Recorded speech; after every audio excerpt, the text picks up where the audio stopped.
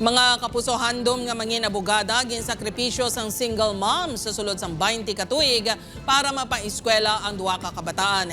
Istorya sang isa ka NGO naman sa Pasay City sa pagtatap sa mga babae nga ginaabuso hibaluon subo nga International Women's Month. Ini ang gintutukan ni Kim Salinas.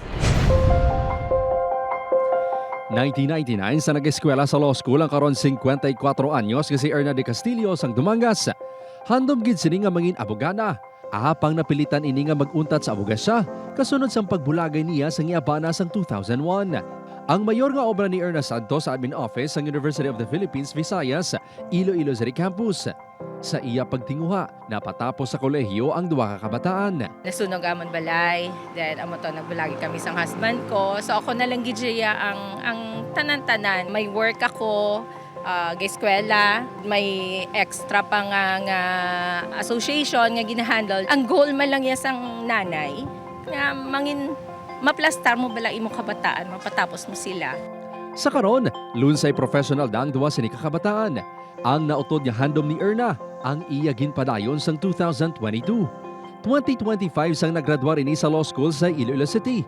Natala ni magkuha sang bar exam subong nga tuig. Bisan ano ang mga challenges, mga obstacles, mga problema nga nagaabot sa kabuhi ko, kabalogid ko nga may Ginoo nga naga-guide sa akon and mabulig.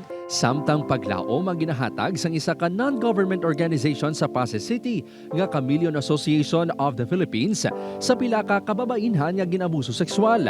Inipaagi sa ila rehabilitation program. The moment ka nagtapak ang isa ka bata sa amon nga gate sa Chameleon, nag-uumpisa man ng iyang healing journey para sila mag-build man ng ilang pieces of themselves nga nadula because of what happened to them. Nagatanyag man ang organisasyon sa scholarship program sa mga kababainhan.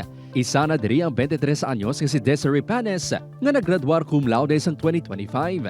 Isa na ini ka licensed professional teacher. Sa 6 katuig sini sa Chameleon, volunteer ni sa paghatag lectures sa mga komunidad nga nagabulig sa mga kababainhan.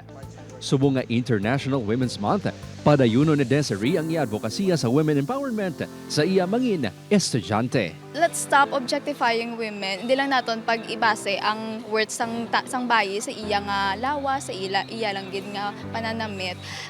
We women are more than that, no. We are capable of everything. Upod kay Romel Porquia, Kim Salinas, 1 Western Visayas.